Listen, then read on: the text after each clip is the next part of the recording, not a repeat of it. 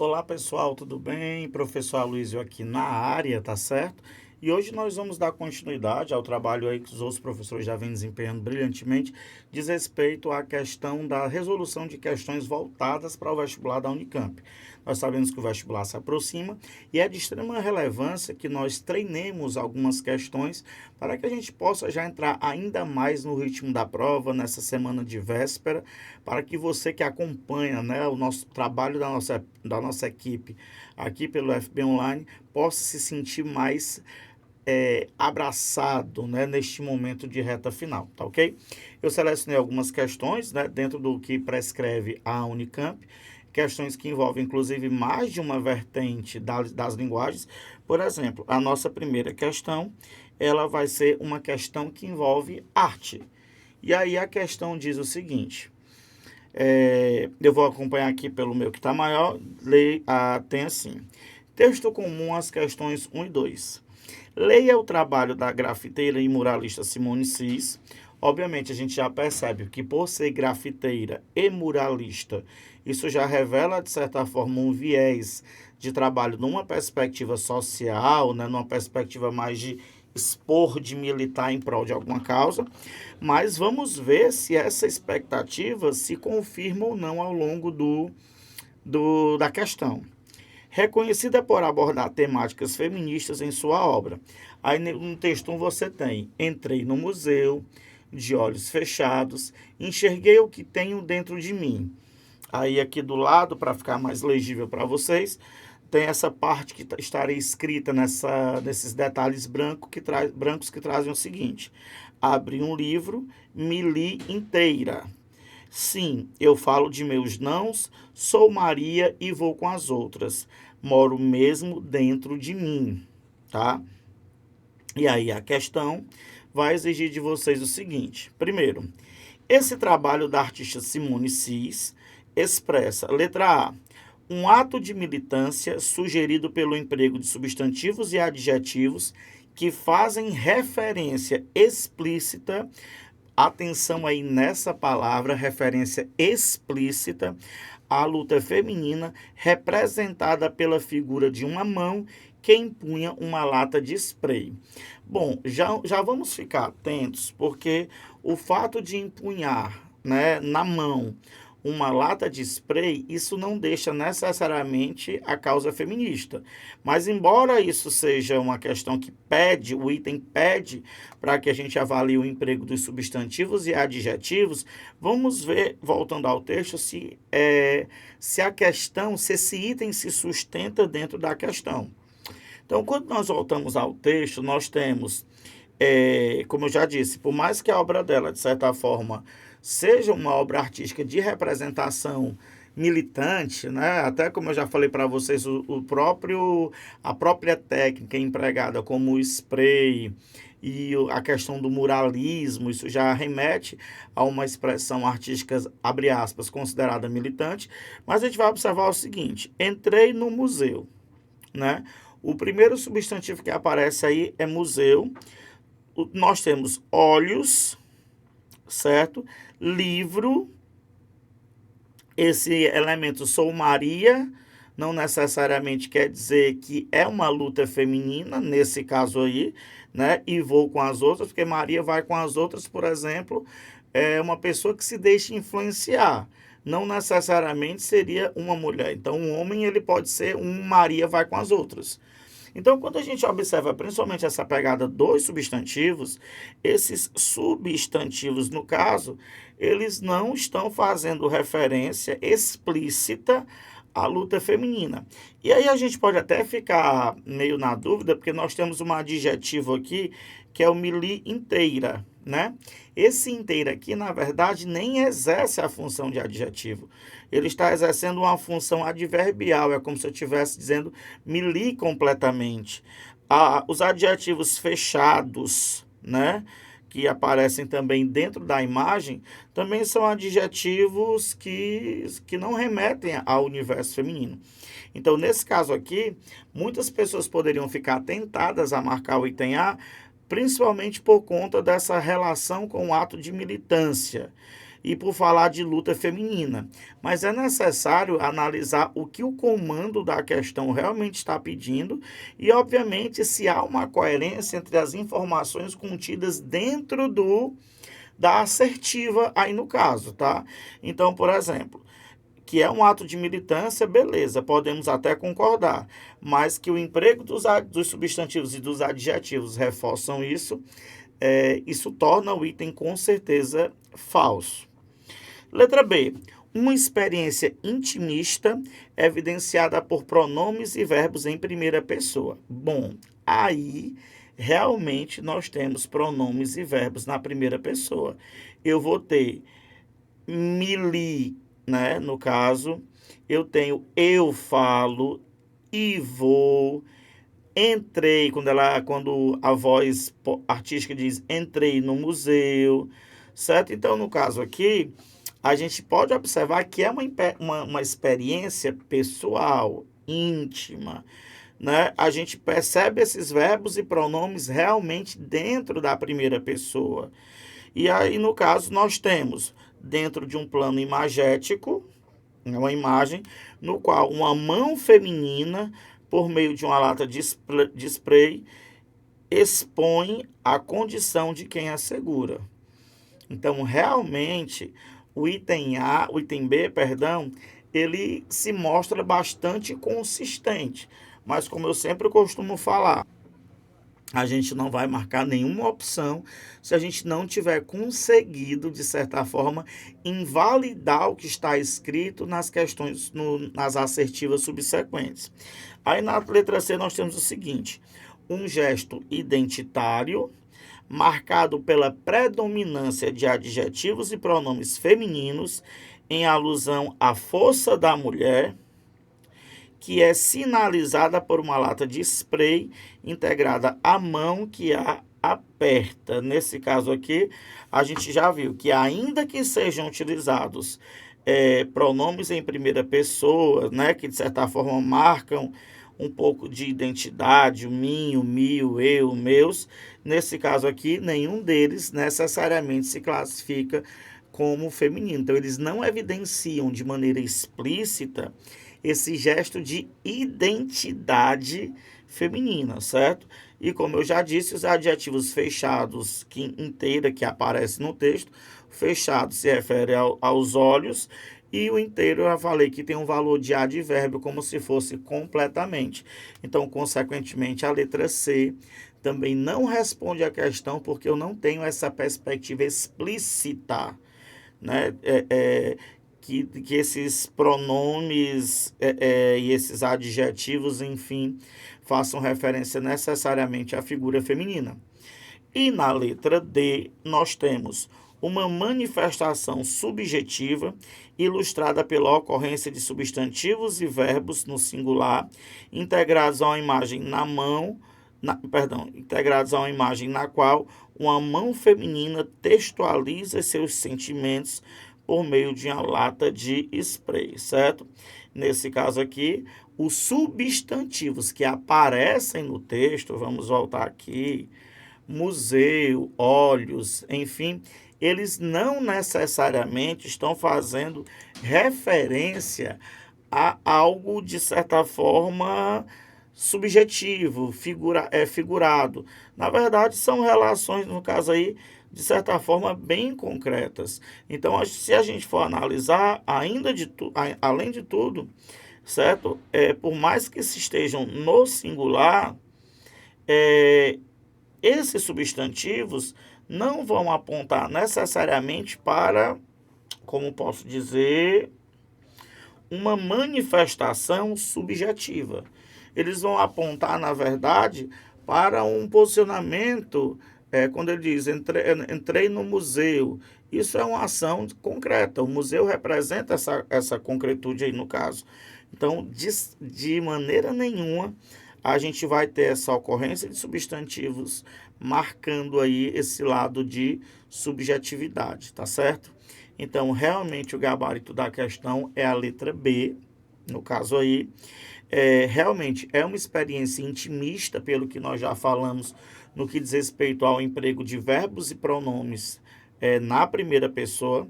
sem necessariamente esses verbos pronomes fazerem referência a uma figura feminina. Mas aí já no plano imagético, a mão que segura a lata de spray, a gente percebe que é uma mão feminina, nós temos lá as marcas, as pulseiras, enfim, certo? Integrada à mão que a aperta. Aliás, expõe a condição de quem a segura, uma condição de luta, de resistência, né? De militância. Tá bom? Indica também que se trata de uma mulher. Portanto, o gabarito da primeira questão, realmente letra A. Não é uma questão tão simples, não, tá? É uma questão que tem que ser lida com bastante atenção, né? Porque ela particulariza, ela individualiza as partes da arte, da artista. Então, você tem que analisar individualmente a questão linguística e a questão imagética e perceber se há realmente, se os comentários trazem a correta correlação entre essas partes, ok? Bom, a segunda questão, nós vamos seguir aqui, na verdade, a mesma linha de raciocínio. Agora nós temos um texto 2 que diz o seguinte: Maria era uma boa moça para a turma lá do Gantuá. Era Maria, vai com as outras, Maria de coser, Maria de casar, porém o que ninguém sabia é que tinha um particular. Além de coser, além de rezar, também era Maria de pecar. Nesse texto aqui, só relembrando aqui a vocês que o Gantuá, tá certo? É um dos principais terreiros de candomblé da cidade de Salvador. Então, nós temos uma questão aqui que com certeza faz referência a esse aspecto, trabalha esse aspecto multicultural, né, do nosso país, fazendo referência aqui até a elementos de outra religião. Mas o seguinte, a gente percebe que no primeiro texto, quando ela diz, sou Maria e vou com as outras, a gente tem aquela noção de uma Maria que vai para a luta, que é combativa, que vai combater. Nessa segunda questão, nesse segundo texto, nós estamos dizendo, Maria era uma boa moça para a turma lá do Gantuá. Era Maria vai com as outras. Nesse caso aqui, a gente já começa a perceber que o sentido de Maria vai com as outras aqui, ele é resgatado para dentro daquele padrão que nós conhecemos como mais comum. É uma pessoa que imita os outros. Diz, que ela era Maria de coser, como as outras Marias, né, entre aspas, faziam. Ela era Maria de casar. Porém, o que ninguém sabia é que tinha um particular. Além de seguir as outras no ato de coser, de rezar, essa mesma Maria, que era uma boa moça para a turma do Gantuá, ela também foi capaz de pecar. Então, aquela perspectiva de imitar o comportamento dos outros é resgatado aqui no caso. Então, no primeiro texto, nós temos um aspecto mais combativo, uma Maria que vai à luta. Aqui, ela se comporta meio que repetindo padrões daqueles que a cercam, né? Então, dito isso, vamos para as questões. A partir da forma e do significado da expressão Maria vai com as outras, podemos afirmar que, lembrando que o foco da questão é em torno dessa expressão Maria vai com as outras, tá certo? E aí nós temos, letra A, o texto 1 e o texto 2 a ressignificam, visando tanto subverter o senso comum sobre a condição feminina na sociedade, quanto introduzir uma perspectiva a partir da qual a mulher seja vista como a responsável por suas escolhas, certo? Então, nesse caso aqui, o texto 1, ele realmente promove essa ressignificação, né? A gente percebe que ele tenta sair do senso comum, introduzir uma perspectiva da qual a mulher seja vista como responsável por suas escolhas. No texto 1. No texto 2, nós não temos essa ressignificação. Nós temos a Maria sendo adjetivada como aquela que repete padrões, imita comportamentos. Então, a letra A, obviamente, está falsa por causa disso. Letra B. O texto 1 preserva o sentido da expressão no intuito de valorizar o lugar da mulher na produção artística, enquanto o texto 2 o altera para mostrar uma personagem em dissonância com as expectativas da sociedade. Eu acho que de maneira mais simplória a gente pode dizer que é justamente o contrário, né? No texto 1, nós temos essa troca, essa mudança de sentido, e no texto 2, nós temos a manutenção daquilo que é considerado padrão para essa expressão Maria vai com as outras. Então, no caso, obviamente, a letra B também está equivocada.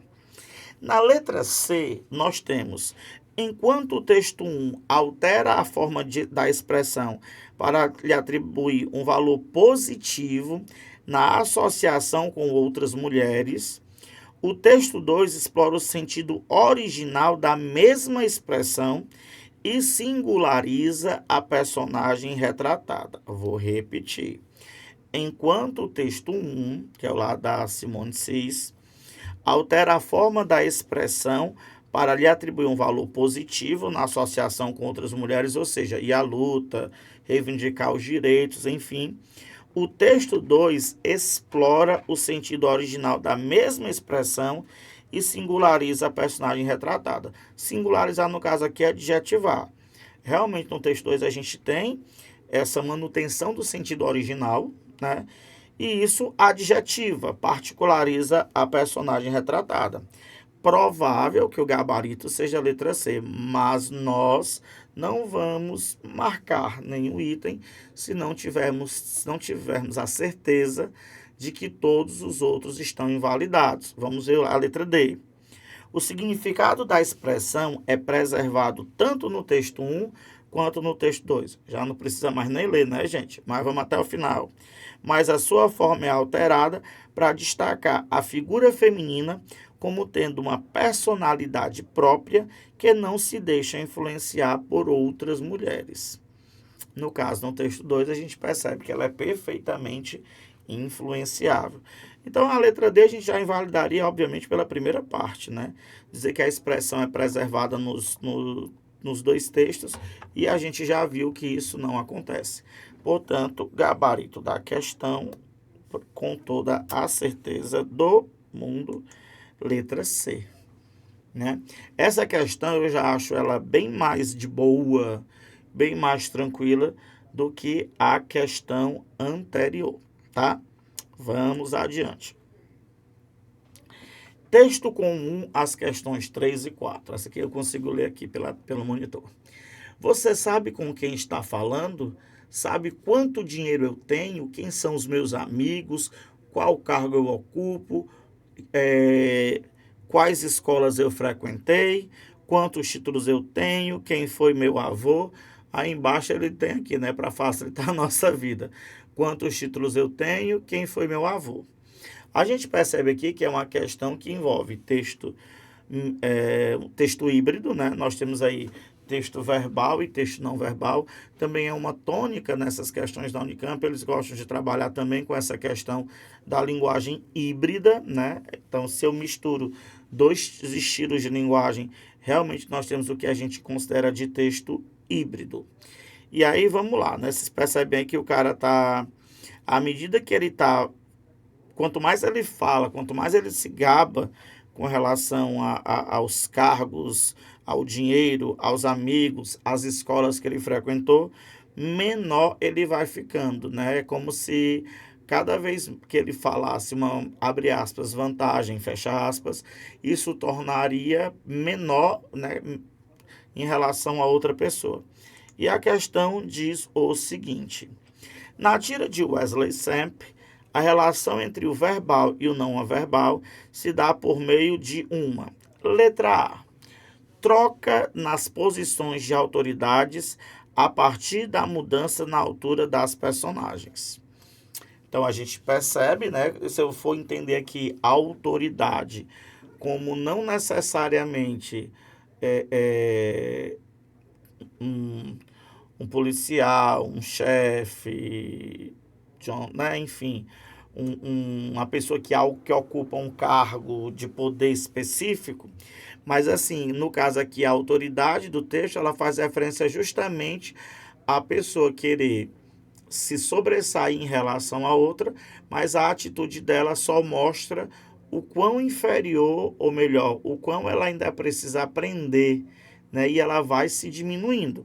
Realmente a gente tem uma troca nas posições de autoridade, não de figuras de autoridade, né? A partir da mudança na altura de uma das personagens. Como eu disse, ela vai se inferiorizando, ela vai diminuindo a partir da arrogância. Vamos ver os outros itens.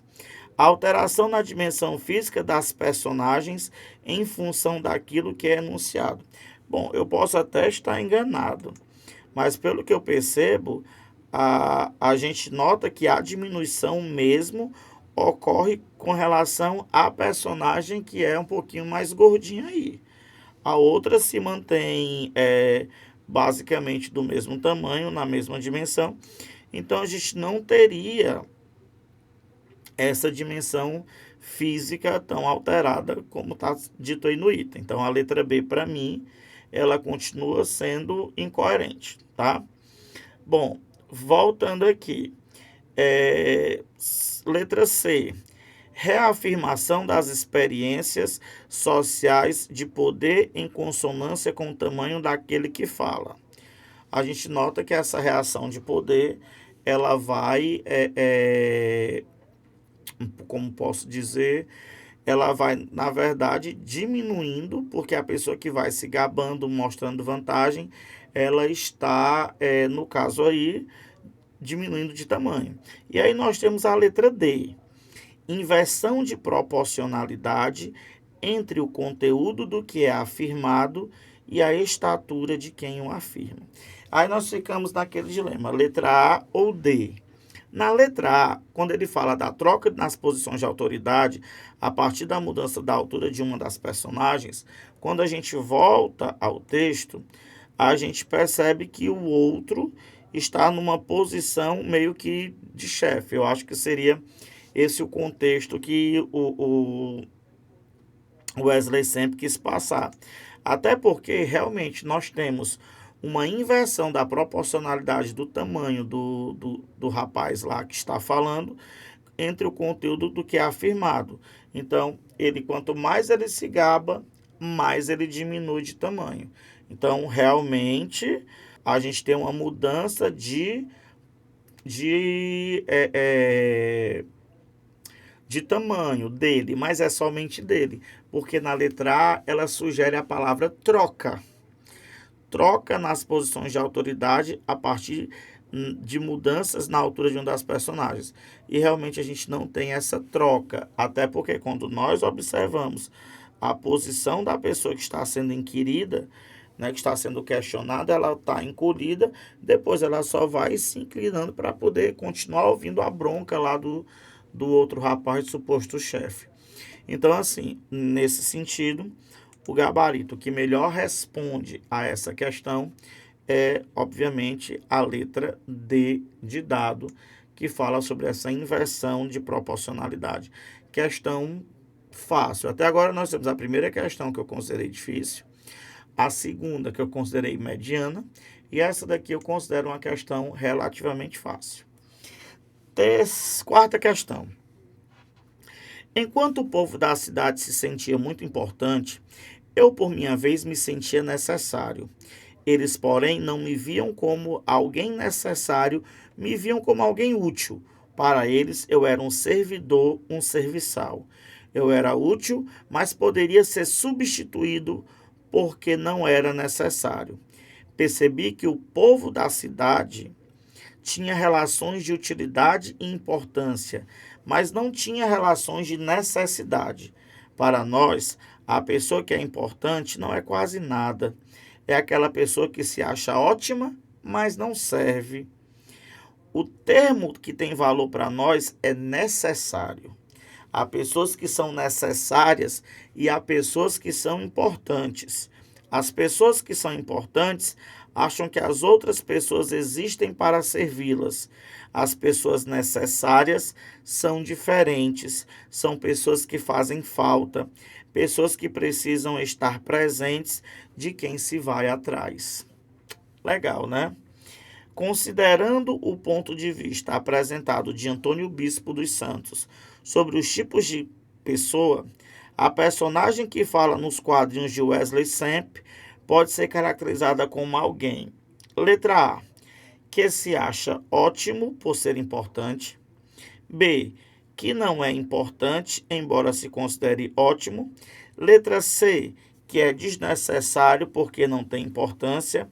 Letra D, que se considera útil, apesar de importante. Essa questão, ela é um tanto escorregadia, porque parece que a gente vai tendo um monte de trocadilhos aí que você vai lendo o primeiro, o segundo, o terceiro, vai dando aí um nó no nosso juízo, na nossa cabeça, mas só a gente lê com bastante calma. Vamos pegar aqui e começar pelo item D, que se considera útil, apesar de ser importante. Pela fala do Wesley, da personagem do Wesley Snipes, ele se acha importante, mas nós não conseguimos detectar lá na tirinha essa noção de utilidade. Em nenhum momento ele deixa claro, por aquilo que ele fala, que ele tem alguma utilidade, somente que ele se acha importante. Então a letra D, nesse sentido, ela não pode responder a questão. Na letra B, que é desnecessário porque não tem importância, certo? Então, a personagem que fala, a gente também não pode assegurar, pelo que ela está dizendo, que ela não é uma pessoa importante, até porque ela começa a puxar o histórico dela lá, a gente vê que ela é cheia de pormenores, né? Mas também a gente não tem como atribuir se ele é desnecessário. Então, ele é importante naquele contexto. Realmente, ele não está sendo útil, mas em nenhum momento a gente pode também afirmar, pelo contexto, que ele é desnecessário. Na letra B, que não é importante, embora se considere ótimo. Muito pelo contrário, ele se considera ótimo, né, de certa forma, justamente dada as características que ele considera ser importantes para ele. Então, gabarito da questão aqui no caso vai ser a letra A. Ou seja, ele se acha ótimo por ser importante. Então, é aquela pessoa literalmente que se acha, né? E aí, no caso, essa importância é destacada pela fala dele. Não se esqueçam, pessoal, assim, algo que eu muito percebo nas questões de linguagens da Unicamp é como se nós tivéssemos uma prova realmente de compreensão. Porque na minha humilde cabeça, eu ainda consigo perceber uma semelhança entre interpretar e compreender. As interpretações, elas tendem a ser extremamente subjetivas, o que faz com que a gente, em algumas questões, se perca, né? Mas a compreensão, ela exige do leitor, do candidato à vaga na universidade, por exemplo, um domínio da superfície textual, até para inferir aquilo que não está escrito no texto, ele tem que ter o escrito, o que está posto, o que está explícito, para ele poder chegar a alguma conclusão. Então, uma coisa que eu peço a vocês é que prendam-se à superfície do texto.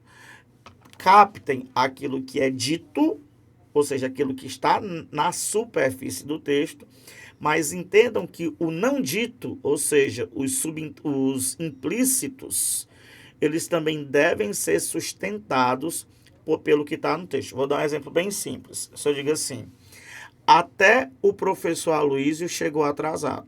Isso é o texto. É o que você tem de explícito, de material, né? Materializado. O que é que você pode dizer a partir dessa frase que não está escrito no texto, mas é uma verdade absoluta? Bom, se até Aloysio chegou atrasado, é porque normalmente Aloysio não se atrasa. É tanto que o fato de ele ter se atrasado gerou um espanto, gerou uma comoção. Aquela pessoa mais pessimista ainda pode entender assim, opa, outras pessoas se atrasam além do Aloysio, né? Então aquela pessoa tira o foco do Aloysio e coloca no resto, na galera, na multidão. Mas o fato é que existe uma pista linguística, existe uma palavra, existe uma expressão que me permite, certo? Que me permite, no caso, dizer isso, que é justamente a palavrinha até. Então, entenda, até aquilo que não está escrito no texto, ele tem que ser sustentado, né, por aquilo que está escrito. Isso, quem tem cuidado com isso, consequentemente, faz uma excelente prova de compreensão textual, porque não vai viajar para fora do texto. Isso nesses vestibulares que exigem de vocês uma capacidade de leitura maior, como o Unicamp, como os vestibulares da FUVEST, o próprio Enem, é fundamental para que vocês ganhem velocidade, né, agilidade na resolução das questões. Então, só confirmando aqui, realmente gabarito da quarta questão, a letra A. Vamos para a quinta. Aqui, música da Veveta, né, o Macetando, que fez tanto sucesso no carnaval. Então, vamos ouvir aqui o que é que diz o texto sobre o macetando. Macetar, verbo transitivo, golpear alguém ou algo com maceta ou macete. Um martelo de cabo curto. A definição está nos dicionários, mas o carnaval de praxe mascarou o significado a seu bel prazer. O coro da multidão que acompanhou Ivete Sangalo na abertura da Folia de Salvador comprova que essa época é ideal para enriquecer o vocabulário. Música gravada pela cantora baiana com participação de Ludmilla, Macetando despontou como um hit nacional ao encher a boca do povo com o refrão chiclete. A bebê é a Veveta que está no comando, macetando, macetando, macetando.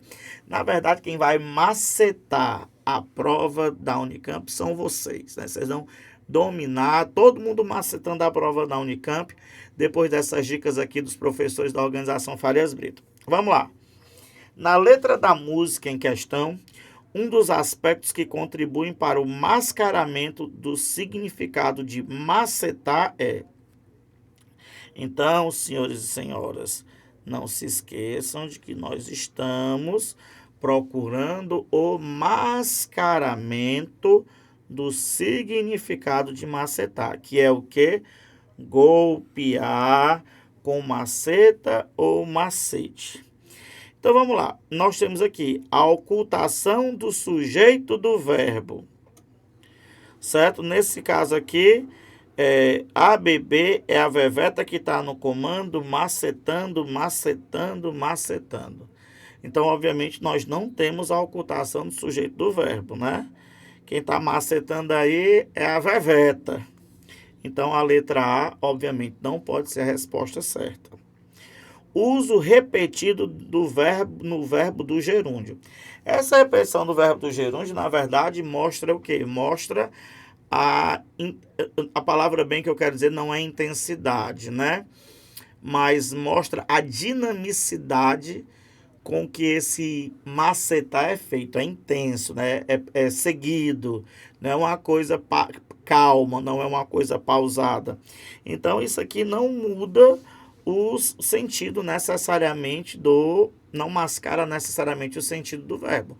O gerúndio ele pode sugerir ação em processo, o gerúndio pode se tornar um elemento de coesão recorrencial para se enfatizar alguma coisa, menos para mascarar, aqui no caso, o significado de macetar. O processo de adjetivação do verbo, certo? É a Veveta que está no comando, macetando, macetando, né? Veveta que está macetando. Né, processo de adjetivação do verbo, também não seria isso que está mascarando o sentido de macetar. Agora, a ausência de complemento para o verbo. Ela está macetando o quê? Né? Então, nesse caso aqui, se você vai golpear algo, então, eu estou macetando o prego, eu estou macetando o parafuso, que seja, só lembrando de prego e parafuso agora. Mas o macetar é bater com martelo, você está martelando, macetando a porta.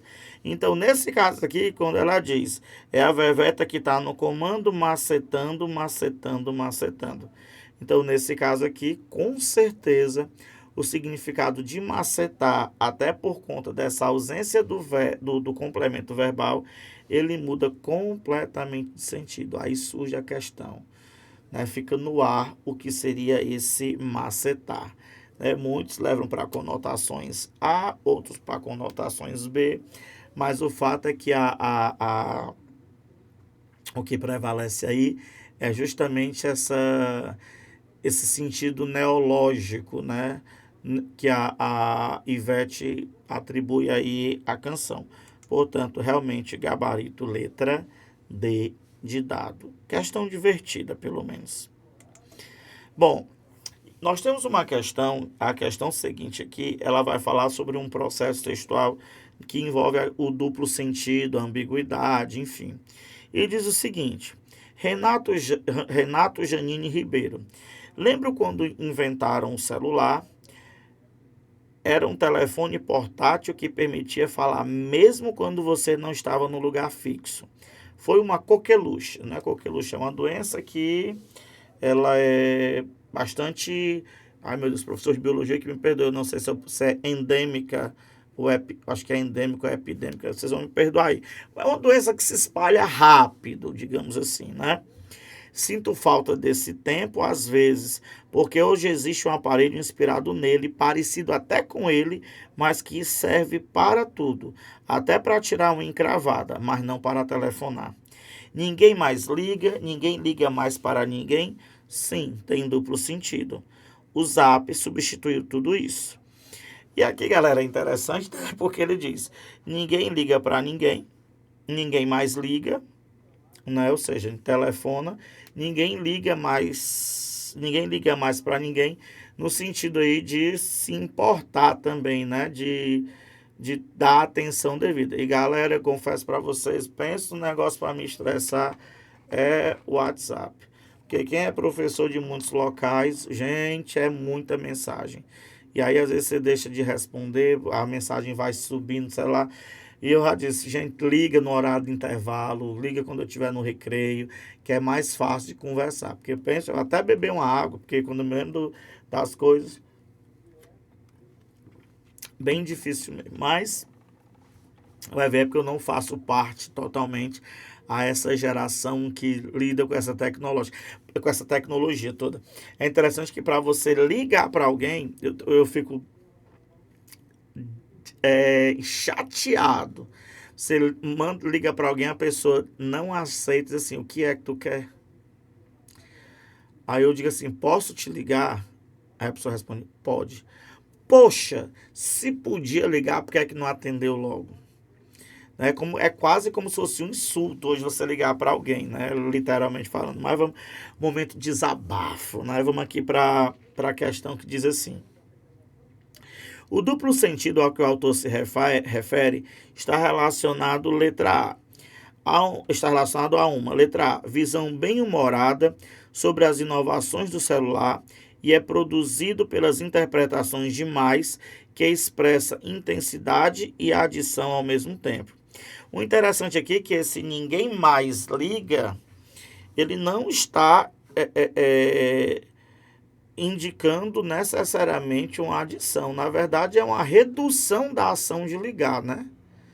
Ou seja, é como se ele podia trocar assim, ninguém mais se importa, né? O que reforçarei, no caso, o sentido do se importar. Intensificaria, no caso aí, o verbo. Então, ele indica intensidade, por um lado, mas, na verdade, a gente não tem essa noção aliás, ele representa essa diminuição da intensidade das pessoas ligarem umas para as outras, né? E, consequentemente, de adição. Então, nesse caso aqui, a letra A não responde essa questão. Na B, perspectiva crítica sobre os usos que vêm sendo feitos do celular e resultado dos significados de ligar, que pode indicar tanto uma ação quanto um juízo de valor. Realmente, quando eu falo ligar para alguém, pode ser compreendido como uma ação, pegar o telefone, né, e fazer essa ligação para alguém, mas também pode ser compreendido como um juízo de valor, de você não se importar, você descartar as pessoas, achar que elas são desimportantes. Eu já ficaria muito tentado aqui a marcar a letra B, Mas vamos para a letra C. Postura irônica sobre os usuários do celular e deriva dos usos de ninguém que indetermina o sujeito e o objeto no parágrafo em que ocorre. Certo? Nesse caso aqui, o duplo sentido não vai partir de uma postura irônica, né? Quando fala assim, deriva dos usos de ninguém que indetermina o sujeito. Na verdade, se a gente for olhar gramaticalmente aqui, esse ninguém, ele, do ponto de vista gramatical, ele não determina o sujeito, porque o sujeito aqui é o verbo ligar. Então, na verdade, o ninguém é um sujeito simples. Então, nesse caso aqui, seria, né, só se a gente pensar numa indeterminação semântica. Ninguém sabe quem é que liga mais para ninguém. Mas, com certeza, não é o caso, né? E omitir o objeto do parágrafo em que ocorre. Certo? Se eu estou dizendo que ninguém mais liga, né, localizando aqui, cadê? Se você vai ligar, obviamente é para outra pessoa.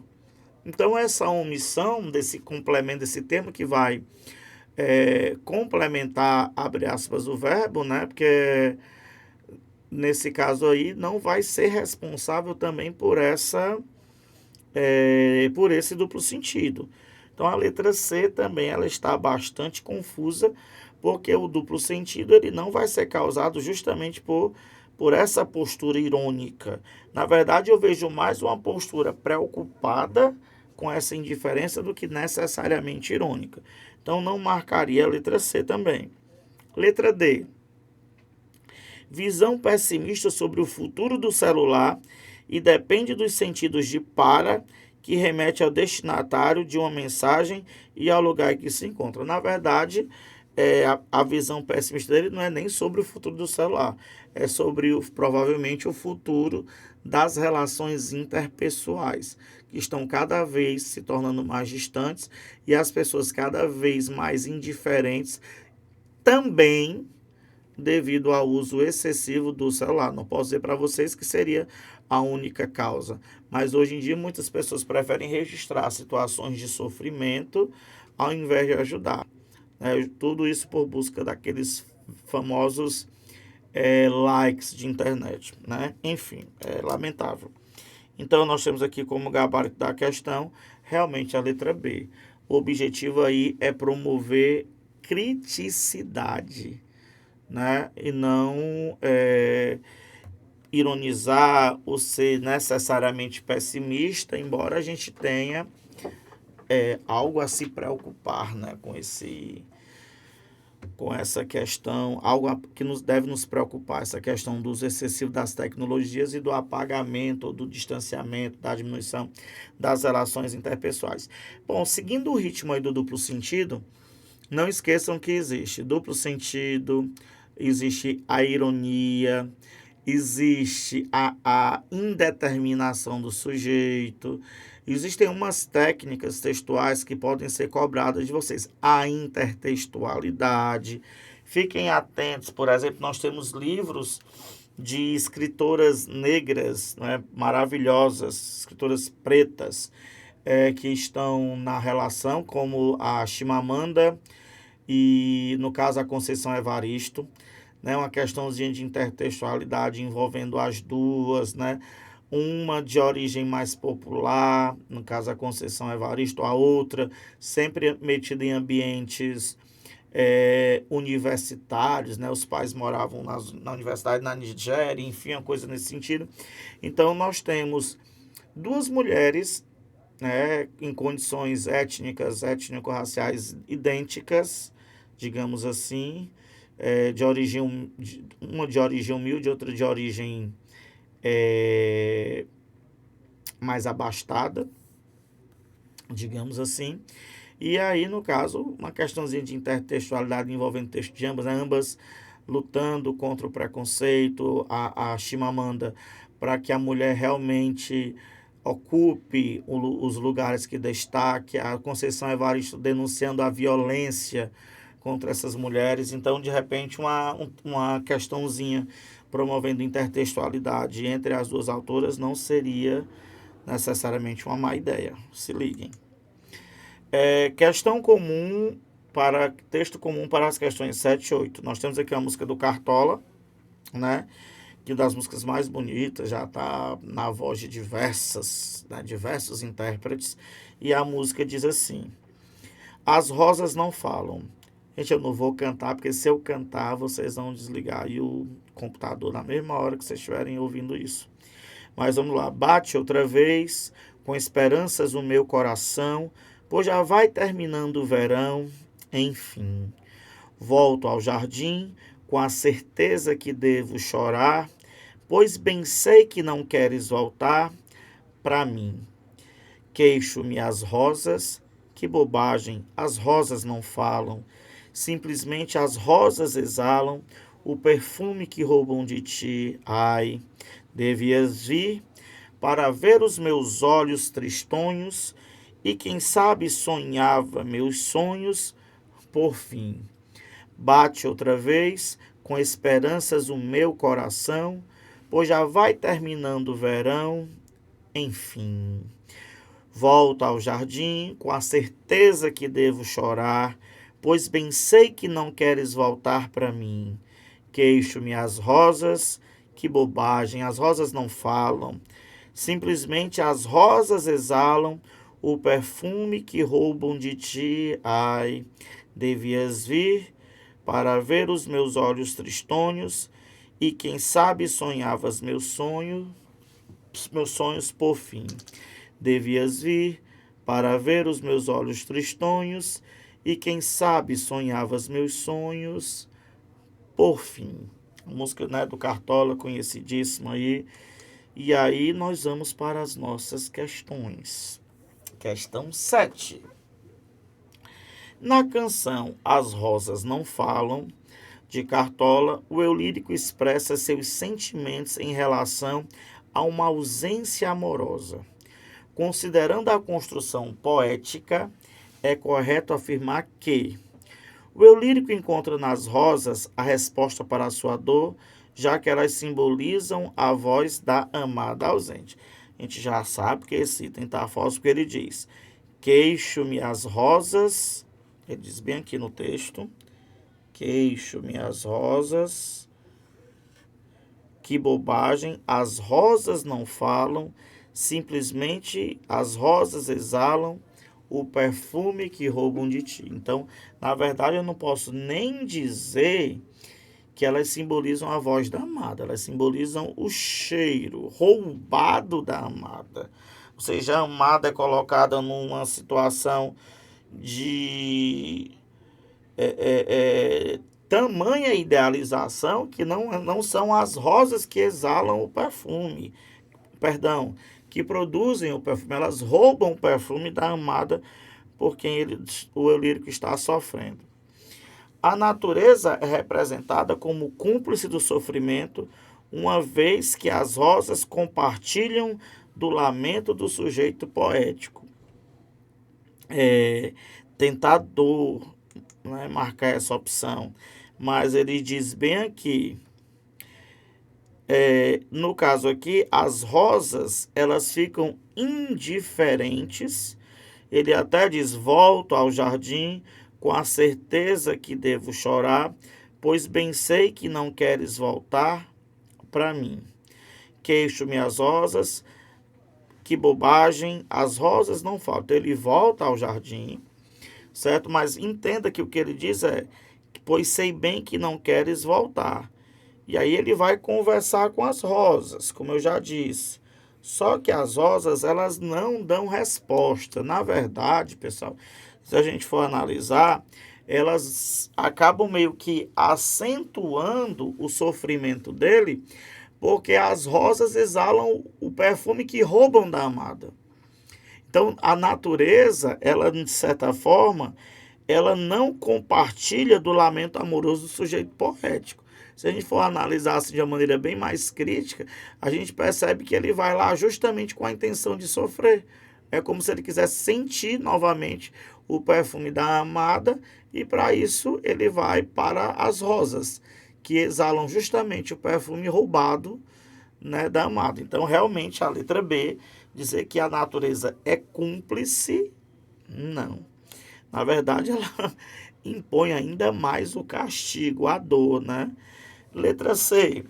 O eu lírico projeta seus sentimentos nas rosas, mas reconhece que é inútil, pois elas não podem corresponder à sua dor.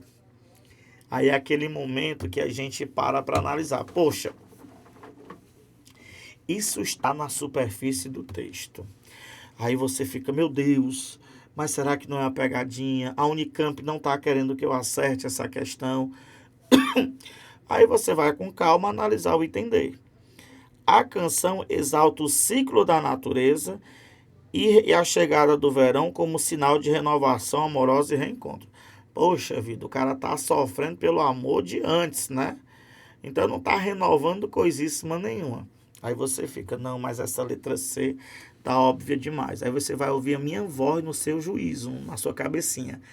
Compreenda o texto. Veja o que a superfície do texto diz para você. Na letra A, a gente não tem a resposta dada pelas rosas, porque as rosas não falam nada, só reproduzem o perfume. B, a natureza não é cúmplice, porque o cúmplice, ele compartilha, ele esconde, ele tenta aliviar o teu sofrimento. A rosa aumenta o sofrimento dele por causa do perfume, que é semelhante ao da amada. C, o eu lírico projeta os seus sentimentos nas rosas, mas reconhece que é inútil porque elas não correspondem à sua dor. Não tem nada que invalide esse item. E na letra D, a canção exalta o ciclo da natureza e a chegada do verão como sinal de renovação amorosa. De jeito nenhum. Senão ele não estava ruendo, sofrendo, né? O ruendo aqui no Ceará é quando você está sofrendo por alguém, tá? Vai que alguém aí de outra região tá vendo a aula e não entende muitas vezes esse cearense, ruendo é sofrendo, ruendo a corda, a gente fala aqui no Ceará, certo? Então, nesse caso aí, o gabarito realmente vai ser a letra C. Ok? E a próxima, sobre os recursos poéticos presentes na canção As Rosas Não Falam, assinale a alternativa correta. A personificação quando as rosas são tratadas como seres capazes de falar e aconselhar o eu lírico. Queixo-me as rosas, estou conversando com elas, né? De certa forma, isso não deixa de ser uma personificação, que, obviamente, nós temos um outro nome para isso, que é a prosopopeia. Certo? A mesma coisa, né? Mesminha. Personificação e prosopopeia. Eu não posso invalidar o item A ainda. Na letra B, o texto é objetivo e denotativo, já que isso é... Não. Vou nem ler o resto. Se o texto é literário, se o texto é poético, a gente já sabe que prevalece a subjetividade e prevalece a conotação. Texto literário é subjetivo e conotativo. Gente, eu tenho muita inveja dos professores de matemática e de física que conseguem usar essa caneta para escrever nesse negócio aqui. Sou péssimo. Letra C. O título contrasta com a letra, pois o refrão afirma que as rosas de fato falam e trazem esperança ao sujeito. Aquele momento, né? Cri, cri, cri. Só o que ele diz no texto é: as rosas não falam. Aí a pessoa me vem com um item desse estapafúrdio, dizendo que as rosas de fato falam e trazem esperança. Elas acabam com a raça do coitado, porque ficam só reproduzindo o cheiro da amada. Na verdade, que elas roubaram da amada. Pelo amor de Deus, isso é absurdo. Marca essa de jeito nenhum. O poema musical evita metáforas. Ai, meu Deus, aqui vai me dar um desespero também. Como é que um poema musical evita metáfora? Gente, a metáfora é a vida da literatura. A metáfora é a vida, é o oxigênio do texto de natureza artística. Mas vamos lá, vamos ler o resto, vamos dar a chance, não vamos ser preconceituosos, optando por uma linguagem simples que não explora as imagens poéticas. Olhem bem para minha cara, já estão vendo o que é que minha cara está respondendo, né?